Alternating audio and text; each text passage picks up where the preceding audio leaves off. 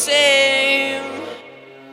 I've been here before, and I don't know much more, and I can feel your pain as long as you feel the same.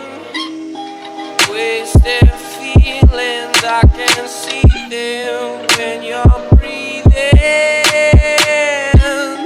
Hopes and dreams burst at the seams.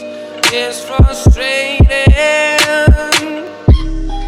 I've been here before, and I don't know much more, and I can feel your pain as long as you feel the same.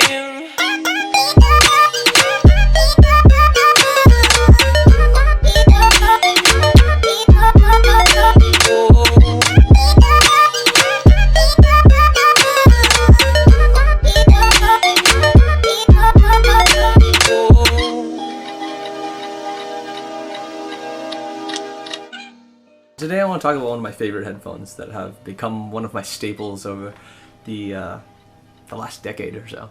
I first found these when I made friends with some people at Berkeley School of Music, and they used these headphones for everything from, you know, just voiceovers to their instrument monitoring and everything. And I kind of just jumped on that bandwagon, you know, so I got a pair. And I thought that I was cool. But luckily for me, it wasn't just a gimmick. It wasn't just some like pretty skinned headphones with heavy bass. They were actually a little bit more quality. And I realized that they had a bigger following than just the cult following that I thought it was at Berkeley.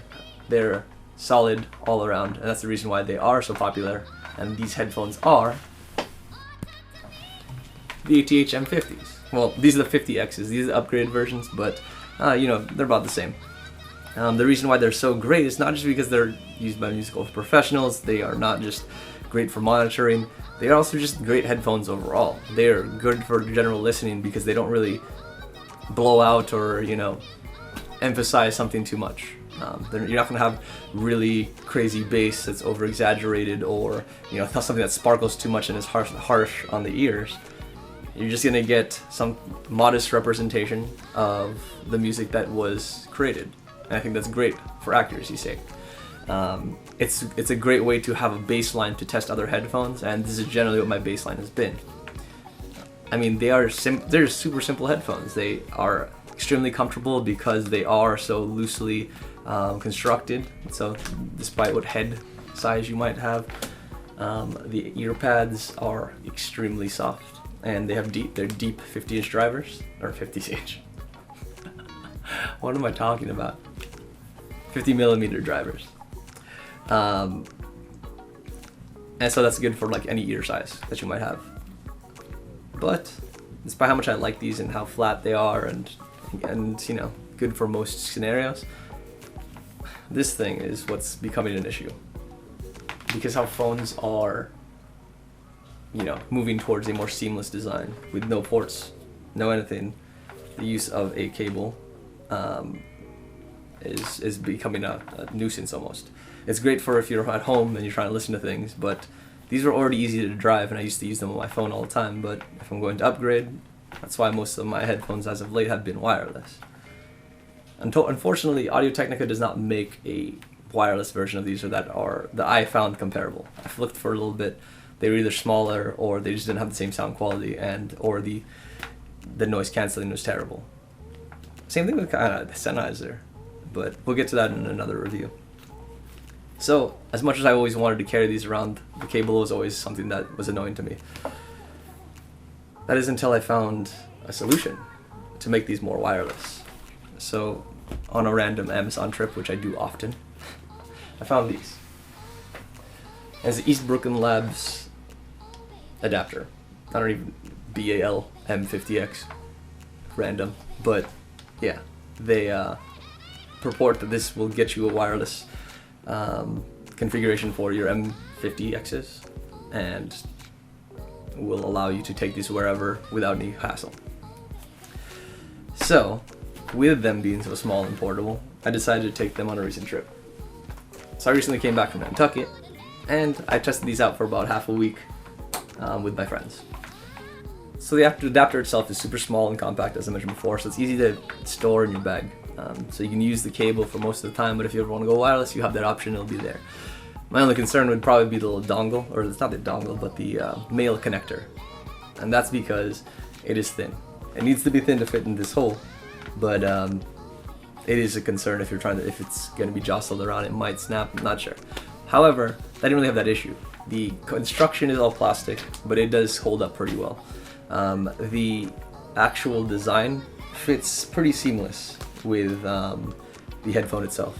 It fits and snugly on, but it also just sort of fits the curvature of the headphone itself.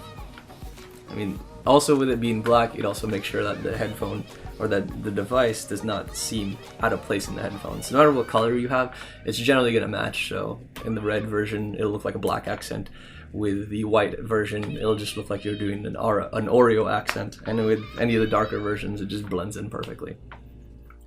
Really the only knock on the design is that it is really plasticky. So, I mean, the headphones themselves are plastic. So it's not really it's not a huge derivative from the initial design. It's a different plastic that doesn't seem as lush. And you notice these in the buttons. The buttons are extremely clicky, but they don't feel that great. So long presses, short presses, they're all very responsive. However, it just doesn't feel great.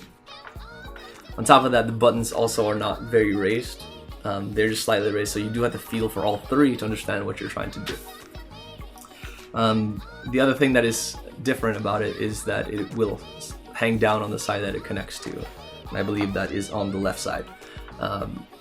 So it does hang down, and that's not for no reason. Not only does the switch and the power port fit on that side of the headphone or that bottom part, but it also hangs down because there's a microphone, and that microphone does pick up calls, and it actually picks up pretty well. So while I was waiting on longer trips, while I was waiting on the bus, I was talking to my mom and some friends, it sounded perfect on their end, and they had no issues with it breaking up or crackling. So the Bluetooth microphone performs well on these. In terms of connection, it connects extremely easily. Once you pair it, it'll remember that pair. So the last device that it remembers, once it's on and that device has recognized it, it'll automatically connect, and there's no additional steps needed. So you may already think that this solution here is perfect, right? $50 and you get a wireless configuration on a set of headphones that are extremely comfortable and sound really, really good. And that's where I would think that we need to consider what makes wireless headphones very good. And one of them is battery life. So I took this on the trip, which takes about 6 hours. So I took a bus, took another bus, took a ferry, waited for my friends, walked to places, and did a little bike ride, and it lasted that entire trip. And so that whole end-to-end probably was about 4 to 5 hours. And then in casual listening inside our Airbnb, it died. So I'm gonna say that and then I did this the same way back, and it was about the same behavior. So overall, I would say that the battery lasts around 6 hours, which sounds alright, right? It'll get you through most of a work day, or it'll get you through your commute. And that's what I would say that it's for. So if you're trying to just use this on the commuter, or you're trying to use this on the train or bus to get into work, that's fine. Just bring along that cable, because you're probably gonna need to plug it into the day until you get to head back home to commute. In that scenario, it works perfectly. It'll get you through the day, and you can just charge it at night. However, when I think of wireless headphones, I've tested a lot of them. All of them last well over that. They last at least 8 hours, at least get you the work day. And they come with the cables that you might need. So when I see this, I'd be at 6 hours. Of course, I'm not gonna approve of it. It doesn't meet those standards. And I mean, you can't really expect much from this thing, because look at the shape of it. It is an awkward shape, and it already has to have the receiver and a circuit board for the buttons. and the connector to interface with. So between the shape and the size, you're not going to fit that many cells in here. So I wasn't expecting it to perform any better than that. If it did, it might have been surprising, but of course it's going to take these non-powered headphones and not drive it only so far. So while this was a fun listen and a pretty interesting product, I'm not sure how I want to compare this to other wireless headphones. If you really like your ATH-M50s or M50Xs, this might be a great option because, you know, if you just need something to get you your wireless options there, but you usually use cable, this will do it. And for $50, it only adds so much more to this headphone to make it a good wireless option. But I think that the battery life and audio quality degradation is an issue for me. Again, adding this dongle makes this a $200 setup. Can you find headphones at $200 with active noise canceling, a more seamless integration with wireless at this around this quality of sound? That's to be determined. I haven't found one yet that I want to review, but I'm sure there's an option. Obviously, you're going to have better options once you start spending like $400 on a headset. It's hard because I do like my ATH-M50s, but I'm not sure if this is the perfect option for it. Especially when I'm starting to think about like what I use wireless headphones are. They're not for a wired scenario. They're for a wireless scenario and, like, you know, hands-free, worry-free. So the 4 to 6 hour battery life is sort of a killer on that one because I have to constantly worry if it's gonna die. The audio quality sucks. No, that sucks, but the audio quality is a concern because I do have a familiarity with how the wired experience feels. So it's gonna bother me in the future.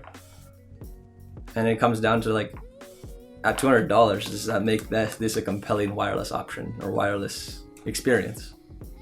And to me, I'm gonna say no. As much as I love these headphones and would love them to be wireless, I'm gonna say no. I'm gonna return this dongle and, you know, stick with my other options. But if you have any questions, I've tested this a ton, and you know, I always appreciate the comments. As always, I appreciate you guys sticking out, and until next time, peace.